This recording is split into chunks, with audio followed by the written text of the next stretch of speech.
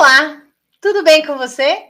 Meu nome é Silvia. Eu sou a Elaine. E eu sou o Bruno. E nós estamos na Caminhada Podcast. Tire as suas sandálias e venha para este momento santo, onde nós vamos meditar sobre o evangelho deste domingo, que está uma delícia. O evangelho ele está em Marcos 3, dos versículos 20 a 35. Dirigiram-se em seguida a uma casa.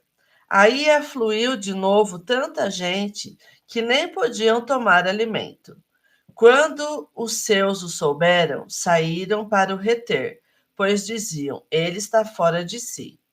Também os escribas que haviam descido de Jerusalém diziam, ele está possuído de Beelzebul, é pelo príncipe dos demônios que ele expele os demônios. Mas, havendo-os convocado, dizia-lhes em parábolas, como pode Satanás expulsar a Satanás? Pois se um reino estiver dividido contra si mesmo, não pode durar. E se uma casa está dividida contra si mesma, tal casa não pode permanecer. E se Satanás se levanta contra si mesmo, está dividido e não poderá continuar, mas desaparecerá. Ninguém pode entrar na casa do homem forte e roubar-lhe os bens, se antes não prender, e então saqueará sua casa. Em verdade vos digo, todos os pecados serão perdoados aos filhos dos homens, mesmo as suas blasfêmias. Mas todo que tiver blasfemado contra o Espírito Santo jamais terá perdão, mas será culpado de um pecado eterno. Jesus falava assim porque tinham dito, ele tem um espírito imundo. Chegaram sua mãe e seus irmãos, e estando do lado de fora, mandaram chamá-lo. Ora, a multidão estava sentada ao redor dele, e disseram-lhe, tua mãe e teus irmãos estão aí fora, e te procuram. Ele respondeu-lhes, quem é minha mãe e quem são meus irmãos? E correndo o olhar sobre a multidão que estava sentada ao redor dele, disse, eis aqui minha mãe e meus irmãos. Aquele que faz a vontade de Deus, esse é meu irmão, minha irmã e minha mãe. Palavras da salvação. Glória a vós, Senhor.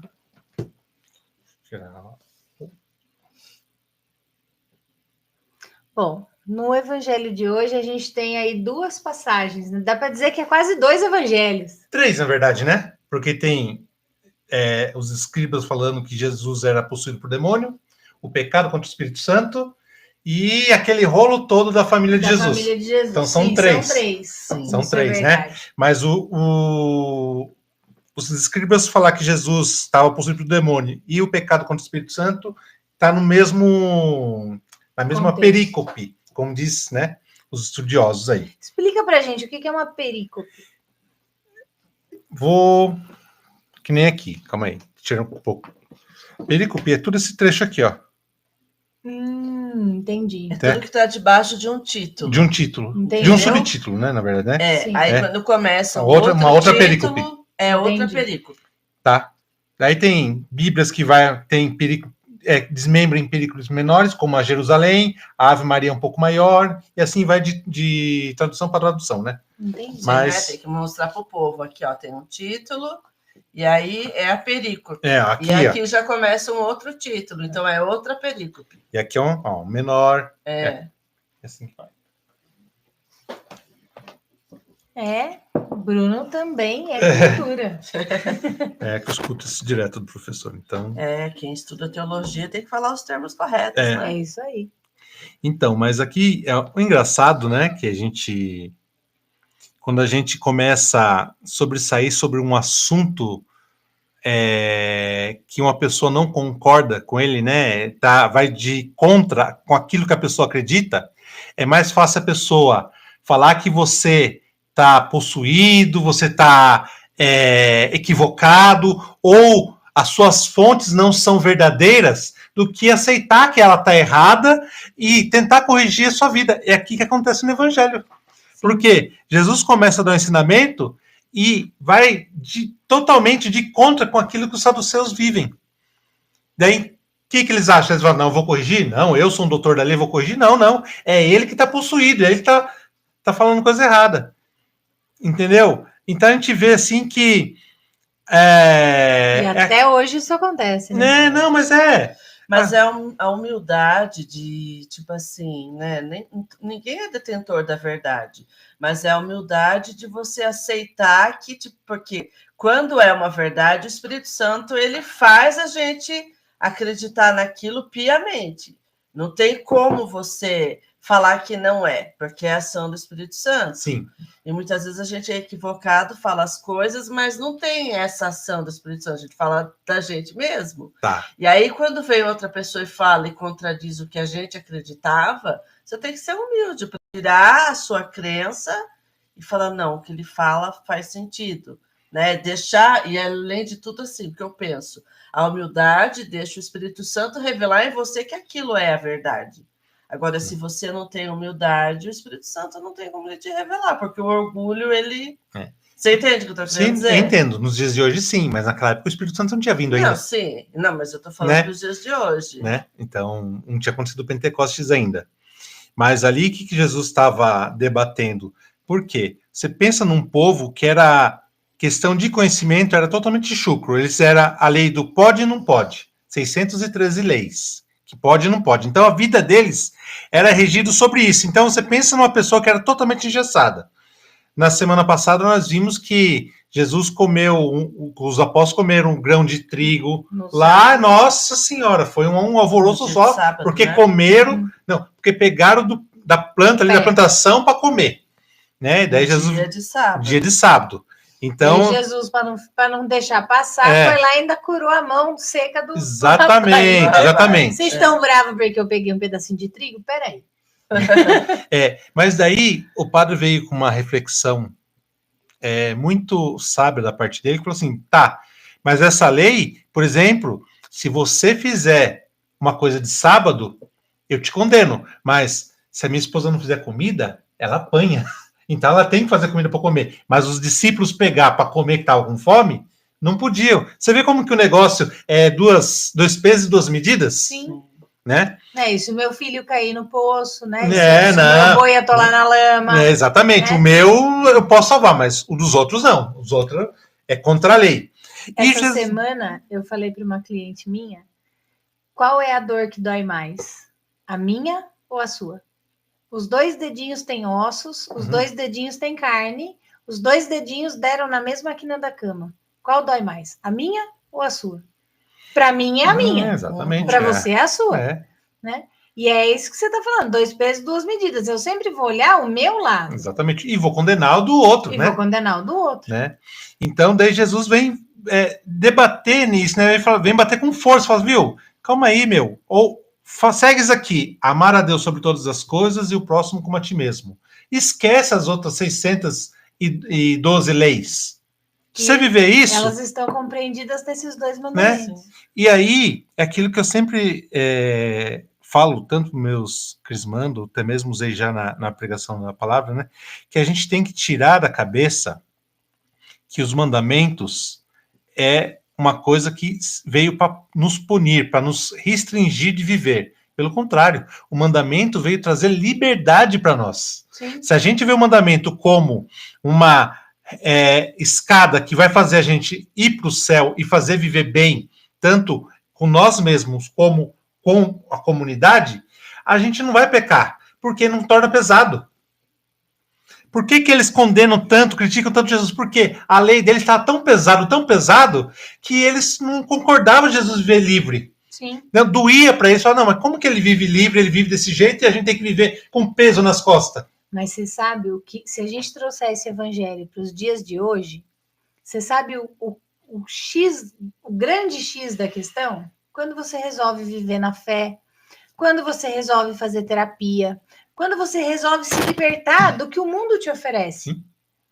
Né? Então, assim, vamos para a balada? Eu não vou. Mas você é tão jovem, você precisa aproveitar a vida. Né? Vamos fazer tal coisa? Não, né? Prefiro não, obrigada. Nossa, mas você é muito careta. Mas é mesmo assim que você vai viver até o fim da sua vida? Ah, mas você não tá saindo de casa, você não vai mais pra balada, você não bebe mais, você não fuma mais, você não faz não sei o quê, morre! Né? E é essa a liberdade. Sim. E daí, quando eu olho para esse texto, eu vejo Jesus falando que a única coisa que não será perdoada é o pecado contra o Espírito. E eu faço uma pergunta para vocês. O que é o pecado contra o Espírito? Acho Na que visão de esperava vocês. que o teólogo... Não, na visão de vocês. Porque a pergunta de vocês pode ser a dúvida de quem está ouvindo. Na minha visão, o pecado contra o Espírito é aquilo que te afasta de Deus. Tá. E daí eu posso pecar, eu, Silvia, contra o teu Espírito, que é o Espírito Santo. Na verdade, o nosso Espírito é o sopro divino. Sim. Né? Então, o nosso Espírito, o meu Espírito é um sopro de Deus. O Espírito de Elaine é um sopro de Deus. O seu Espírito é um sopro de Deus. E quando eu peco contra o Espírito, é isso. É eu querer por total consciência te roubar a graça. Lembra que há alguns podcasts atrás a gente falou sobre a amiga que convidou Lourdes não, como chamava a pastorinha de Nossa Senhora de Fátima? Jacinta e Lúcia. Lúcia. Que convidou a Lúcia para ir para a balada e ela estava, né, dentre as pessoas que iam sofrer. Por quê? Isso era um pecado contra o Espírito. Sim. Ela fez sabendo que não era, né? Então, se eu chegar aqui e falar assim, não vamos na missa, não. Larga a mão de ser Caxias, de ser Carola, né? Vamos pra balada. E eu fizer de total consciência tirar você debaixo da graça de Deus. Ou eu mesma decidi não estar debaixo da graça. Eu passei por isso essa semana. A tentação era forte. A vontade era grande. Mas a única coisa que eu não queria era sair debaixo da graça. Exatamente. Então, para mim, pecar contra o Espírito é isso. Certo. Bom, para mim é meio parecido, mas eu acho que pecar contra o Espírito Santo é você negar a graça de Deus. Negar que Deus rege a tua vida, que... Para mim é isso, entendeu? Que ele te perdoa, que você...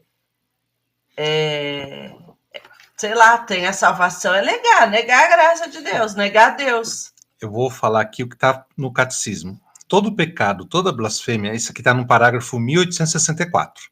Todo pecado, toda blasfêmia será perdoada aos homens, mas a blasfêmia contra o Espírito Santo não será perdoada. Pelo contrário, quem profere é culpado de um pecado eterno, A misericórdia de Deus não tem limites, mas quem se recusa deliberadamente a acolher a misericórdia de Deus pelo arrependimento rejeita o perdão de seus pecados e a salvação oferecida pelo Espírito Santo. Semelhante ao endurecimento, pode levar à impenitência final e à perdição eterna. Então, misericórdia. Você fala, não, por exemplo... Aí, debaixo da graça. Você faltou a missa, faltei a missa, agora não tem mais perdão. Porque não acreditar na misericórdia. É o que diferenciou Judas de Pedro. Exatamente. É o pecado contra o Espírito Santo. Você não acreditar que, por mais ruim, por mais mal que você fez, você achar que aquilo não tem perdão, que Deus nunca vai te perdoar. É isso o pecado contra o Espírito Santo. Você não acreditar que tem um Deus que está sempre pronto para te amar, está te amando. Depende de você. Né? É engraçado, né, que as pessoas acham, né, que depois, muitas outras seitas acham que depois que Jesus morreu, eu não preciso buscar mais a minha salvação, porque Jesus já morreu pelos meus pecados. Já comprou. Né? Então, eu posso viver à vontade, porque no final eu falo, perdão, Jesus, no meu quarto, coisa, e você salvo. Né? É bonito isso, né? Agora, imagine uma pessoa que a vida inteira dedicou à caridade, ajudou o próximo, passou na cidade, ficou doente e entregou isso em sacrifício por outras pessoas, e aquela pessoa que levou uma vida toda torta chegar e vai ter o mesmo lugar no céu, né? Né? Você trabalha, batalha o ano inteiro, e você tira, suponhamos, 100 mil reais no ano, e a outra pessoa chega no final do ano, não trabalhou, dormiu até tarde, não fez nada, e ganhar os 100 mil reais. Então, mas daí, Bruno, agora você me fez pensar em uma outra parábola, que é a dos talentos. Sim, mas aí está a diferença. É o seu arrependimento. Sim, Sim. mas se ali no leito de morte ele se arrependeu... Não. Sim, se arrepender. Mas estou falando a pessoa que está achando que já está salvo. Ah, não. Depois que já não, Jesus morreu, estou salvo, não preciso me preocupar mais com salvação. O céu está garantido, vou viver, deixa a vida me levar. Sim. Né? Diferente da pessoa que não acreditou, chegou no último momento, o negócio apertou, falou, não, eu acredito, peço perdão. Né? Pode ter acontecido com a amiga da Jacinta e da Lúcia. Sim. Arrependeu no final, foi pro purgatório. Entendeu? Mas você acha que seria justo você trabalhar, batalhar, suar lá e no outro, mesmo chega os dois juntos, não, você vai ganhar isso, você vai ganhar isso também. Não. Quando eu penso na misericórdia do Espírito Santo, eu não consigo dizer que não. Não, mas assim... Eu, humana aqui, pecadora, não acho justo. Não é justo. Não é justo. Não, você batalhou. Mas, quando eu penso lá que o cara que foi contratado por um talento e o outro... às 8 horas da manhã e trabalhou o dia inteiro, e o outro às 6 horas da tarde trabalhou 1 hora só pelo mesmo um talento, isso para mim é claro que é isso aí que você está falando. Sim, mas foi em comum acordo. Sim. Entendeu? Não, mas o comum acordo a salvação e a misericórdia. Sim. Tem a misericórdia, que é de miséria e córdia de coração. Sim, né? Mas a questão é que a pessoa, que eu estou falando um exemplo de pessoa que acha que já está salvo. Não, né? Isso aí é fora da... Né? A pessoa que acha que está salvo e pronto. E tem muitos que é assim, infelizmente. Até mesmo dentro da igreja. Infelizmente. E tanto que assim, né? Informadores de opinião para ajudar. Um assunto até meio assim... como que eu vou dizer, meio complexo. Mas há quem diga, né? A igreja diz que o céu ele não é igual para todos. Não, vários. Então é isso que ele está querendo dizer. Sim. São vários céus. Então, assim, você merecendo o céu, para você vai viver em plenitude. Para você, aquilo é o máximo para você. Mas uma pessoa que ela fez, né, uma irmã Dulce, entendeu? Ela tá num céu mais elevado, né? Por quê? Suponhamos que assim, são esses 3 níveis. Exatamente. Né? Trabalhou bastante, tá cheio. Mas ou menos. Eu costumo brincar com a minha irmã que a casa dela vai ter até piscina. Assim, eu tô fazendo meu puxadinho, né? Mas exatamente você já tá construindo piscina, sauna. Entendeu? Então é exatamente isso. Para ela, o céu dela, as delícias que ela vai viver são maiores do que as minhas. Sim. Mas para mim, as minhas delícias, para mim, vai estar... Nossa, entendeu? E o inverso, ao contrário, é verdadeiro. O inferno também. O inferno é do mesmo jeito, também tem etapas, entendeu? E o purgatório também, os 3. Porque os 3 níveis. Pega naquele texto da Bíblia, a quem muito foi dado, muito será cobrado. Será cobrado, então é isso que ele está querendo dizer, entendeu? Que essa justiça de você trabalhar, né? O ano inteiro e ganhar os 100 mil reais. Aí uma pessoa que não fez quase nada chegar... E vizinho lá e chegar... Ele está falando num pós-vida, entendeu? O que ele vai receber lá. Então, mas o talento também é... Mas o talento não. O talento, eu entendo dessa maneira. O talento, ele é a misericórdia. É você conseguir fazer a passagem. Você entende? Sim. Não é o que você vai viver lá. O talento é tipo... Você foi salvo. A salvação. Eu vou dar a salvação para quem eu quero. Se eu quero dar a salvação para esse que trabalhou a vida inteira com obras de caridade, tal, eu vou dar. Se eu quiser dar o talento para aquele que fez tudo errado a vida inteira, mas no último deu um copo d'água para um... Senhor, lembrai de mim quando estiver no seu reino. Bom ladrão. Eu vou dar. Eu sou Deus. A misericórdia é minha. Eu faço o que eu quero. Entendeu? Então, essa é a diferença. É o que você... A passagem, né, a misericórdia que você vai conseguir para você conseguir a salvação e o que você vai viver após a salvação. Esta misericórdia e esta passagem é o pecado contra o Espírito. Se você não acreditar, perdeu. Na misericórdia de Deus. Perdeu. Sim. Tanto que você, a princípio, pode até não acreditar, mas se acontecer algum evento que você mudou de ideia e confessar, pronto. Morreu, né? Assim, né? É uma situação, é uma pessoa, não vou citar nome porque, né, a gente fala o pecado, mas não fala o santo, mas eu já soube da história de uma pessoa, um senhor, que no leito de morte o padre foi para confessar, para dar absolvição e dar comunhão. Ele cuspiu a comunhão e falou que ele não aceitava.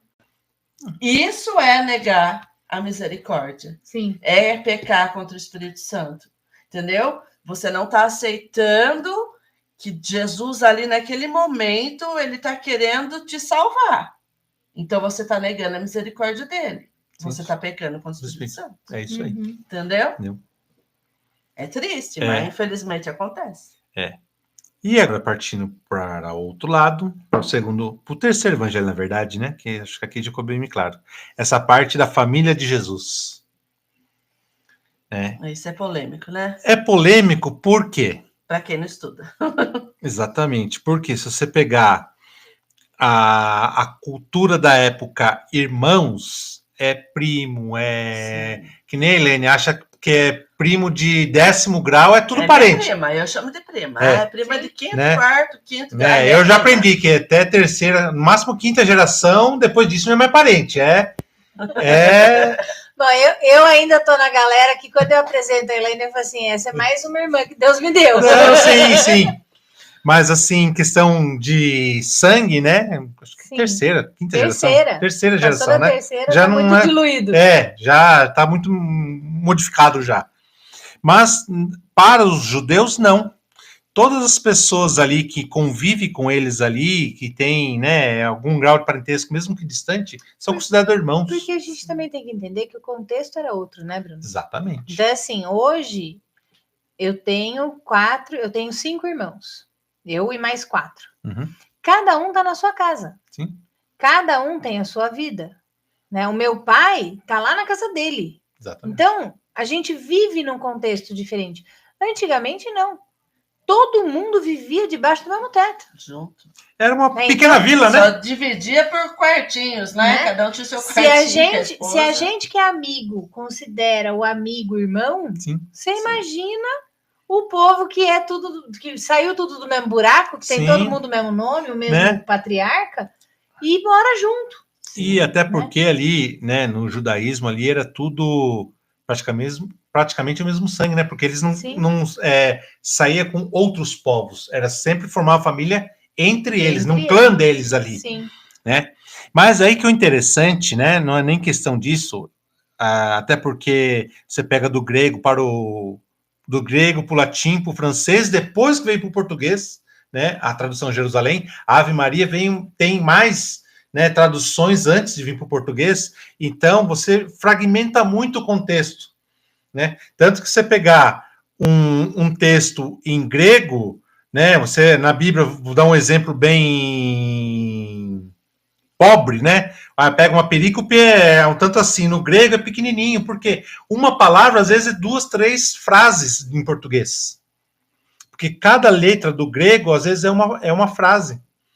Então, quando a gente traduz para o português, a gente empobrece as escrituras, né? Então a gente não pode tomar como primícia o que está escrito na tradução da nossa língua, né, vernácula, como fala, porque a gente pode precipitar na interpretação. E se for fora da igreja, então, piorou, né? Vai achar que túnica é a esposa de Jesus. Túnica, Mas daí, aqui fala assim, né, que questionam, né, que a mãe e os irmãos de Jesus estão lá, e Jesus fala, não, minha mãe e meus irmãos são todos aqueles que fazem a vontade de Deus. Maria, somos todos uma família, né? Maria fazia a vontade de Deus. Os apóstolos estavam fazendo a vontade de Deus. Então, Jesus não menosprezou eles, pelo contrário, né? Elogiou eles e falou assim, se vocês fizerem a vontade de Deus, vocês vão ser igual minha mãe. Minha família. E daí, eu quero aproveitar e trazer isso, né? O meu lugar aqui é sempre fazer essa ponte. Eu gosto muito de pensar que Jesus não fez diferença. Porque o que a gente faz hoje? Primeiro para os meus, né? Então eu vou comer do bom e do melhor. Sim. Eu vou me vestir do bom e do melhor. Daí o que sobrar eu dou para Deus. Isso na caridade, Né? E não é amor, né? Vamos mandar roupa pro Rio Grande do Sul? Vamos! Daí manda sapato furado, roupa rasgada, roupa manchada, né? Aquilo que não me serve. Exatamente. Quando eu olho essa frase de Jesus, eu vejo exatamente esse lugar. Não tenha... dentro da política, isso é crime. Sim. Né? Eu dar Discriminação. emprego para o meu pai, eu dar emprego para o meu irmão, eu dar emprego para o meu Como cunhado. chama isso? Nepotismo? Nepotismo. É contra a lei. Uhum. Né? Então, o que Jesus está dizendo aí? Não é só que nós fazemos parte da família dele, já que nós seguimos a ele.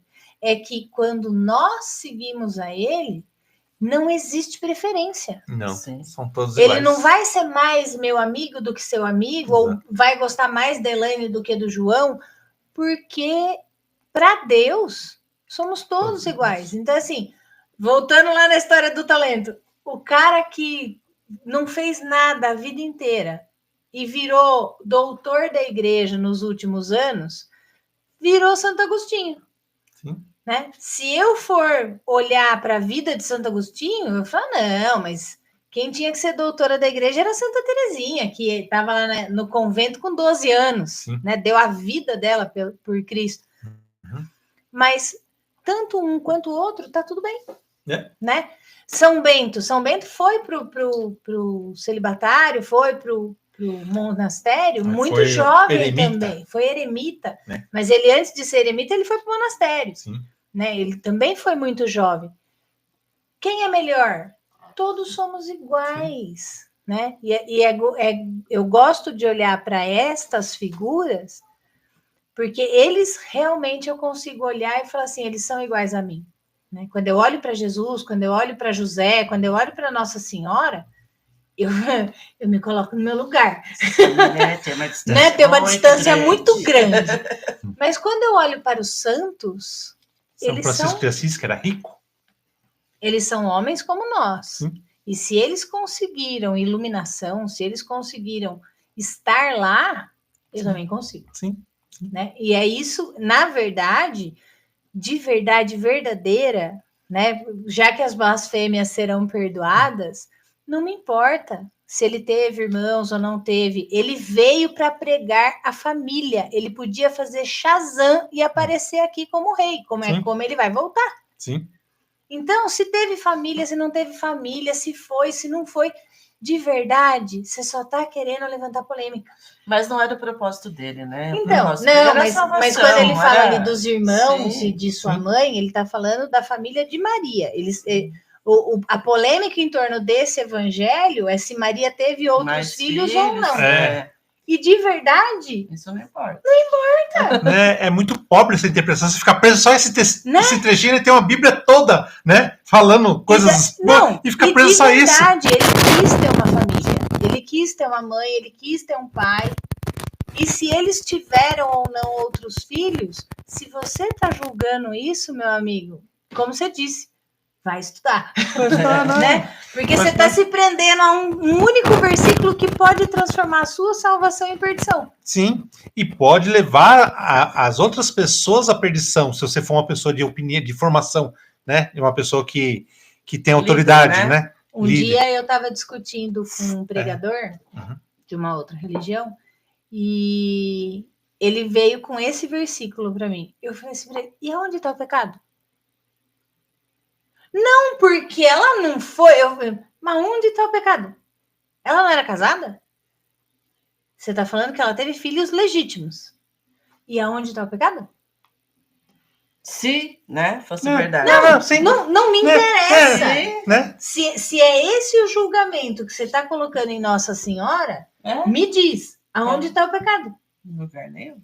Teve o casamento segundo a tradição judaica, com autorização de todos, da família toda. Então, isso não entra em mérito. Nossa Senhora é Nossa Senhora. É a mãe de Deus. Minha mãe. É a mãe de Deus. E daí, eu estou fazendo a formação para fazer a consagração, né? Sim. Se você não toma Maria como sua mãe, você não pode ter Deus como pai. Não. fala pra mim, você acha legal eu ter amizade com você, mas ficar toda hora falando mal da sua mãe? Você acha que Jesus gosta disso? Eu não vou contar o fim da história com esse tal pregador, porque ele saiu pisando duro. Mas foi mais ou menos isso que eu perguntei para ele, sabe? Eu falei assim, tá, então me diz, né? Quem foi que saiu com quem lá? Porque dentro ali da sua congregação, todo mundo é irmão. Né? Ele não gostou muito, você entende? Não, mas vai ofender? Né, você quer levar o pé da letra? Vamos levar o pé da letra tudo, né? Não só um trechinho. Né? Não é verdade? Esse fato de chamar de irmão, quer dizer, né? Então, numa igreja... Né? Vamos aplicar a regra. Também tem essa mania de chamar de irmão, então, né? Sim. Mas acontece. Né? Mas aí, toda vez que você pega uma situação dessa, você vê nitidamente um fariseu, um saduceu. Sim. Que quer vomitar coisas, achando que sabe mais, né? Com arrogância. Sim. Né? E daí, quando a gente olha, né? Eu nunca tinha percebido, porque esse é o mal do católico, né? A gente só vai ali, escuta aquele trechinho e isoladamente. Exatamente. Eu nunca tinha percebido que isso tudo era uma única perícope. Entendi agora. E não é, né? Só. Porque o segundo... Exato, não, pega a família de Jesus, é uma outra perícope. Daí é uma outra perícope. Sim. Mas eu nunca percebi que era o mesmo evangelho. Sim. Que era a continuação. Eu também não tinha percebido. Olha lá, tá vendo? Não que ele estava lá, né, com os fariseus, estava lá falando, lá a discussão de Satanás contra Satanás, e aí mandam chamar ele dentro desse contexto. Sim. Né? E daí...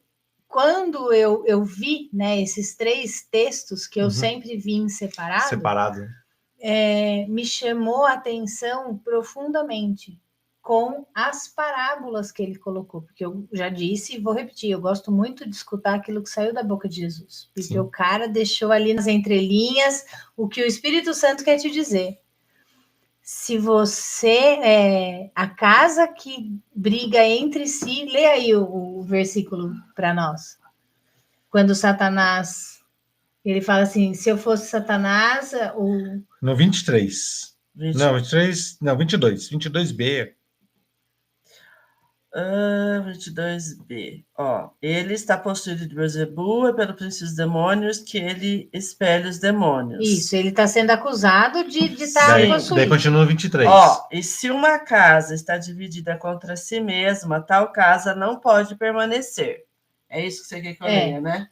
Então é assim, quando a gente vê dentro dos cristãos, e daí eu não vou falar só dos católicos, cada um querendo ter a sua verdade, isso me chama muita atenção, né? Porque se somos cristãos, somos seguidores de Cristo. E ali está dizendo que se eu estiver contra o meu irmão, a casa que está dividida... Está em ruína. Está em ruína. Isso aqui deixa de ser de verdade e fé. Você está dividindo, você não está acreditando mais na Bíblia, você está acreditando naquilo que você acredita, mas num contexto que mais lhe agrada, né? Conveniente, que lhe agrada, do que verdadeiramente aquilo que Jesus quis pregar. Que nem vi tá aparecendo direto para mim agora um vídeo de um pastor falando, né, que esse mês de junho é um mês muito triste para ele, porque pessoas não podem, da igreja dele, participar de festa junina, porque são coisas do demônio. Mas calma aí, que evangelho que ele prega, então? Né? Tá parecendo mais isso aqui, né? Apóstolo, né? Ele deve dar exemplo, né, de Pedro e Paulo, deve pregar numa coisa dele. A gente vive isso aí. João Batista, que batizou Jesus. Como que, né? Ele entra em contradição, ele não percebe, mas está entrando em contradição nele mesmo. Agora, não sei se é para ganhar mais curtidas e ganhar mais evidência, ficar famosinho, baseado em mentira, ou se é bobo, não estudou direito e quer fazer as coisas da cabeça dele. Então, e daí me chama a atenção esse lugar também, né? Onde a gente não precisa dividir. A gente não precisa entrar em discussão, porque em momento algum Jesus discutiu. Você está falando que eu sou o demônio? Tá bom, né? Só vou te avisar que a casa que está dividida, ela está em ruína. vai cair. Né? E o único pecado que não é perdoado é contra o espírito. Sim. Então, quando a gente olha para esse contexto, eu prefiro olhar para os meus pezinhos. Sim. Né? E estar ali naquela multidão onde ele passa os olhos por cima e diz: eis aqui a minha família. Minha mãe, meus irmãos que fazem a vontade estão do aqui, Pai. Né? Porque o que me prova que ele não estava repudiando os que estavam lá fora sim. Ele passa os olhos pela multidão e diz: a minha mãe e os meus irmãos estão aqui.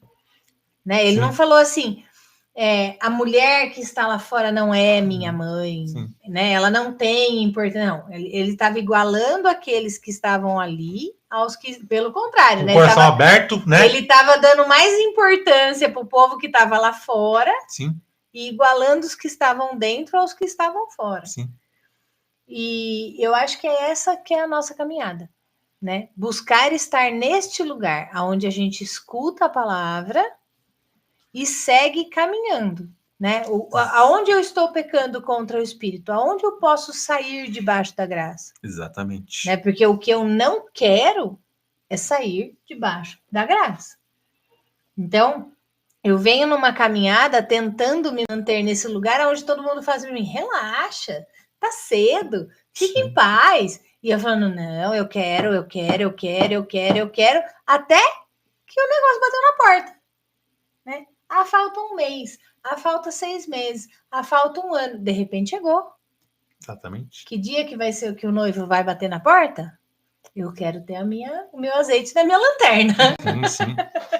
Sim, tem que tomar. E a reserva, né? E a reserva, né? Não, a minha porção de azeite, ok.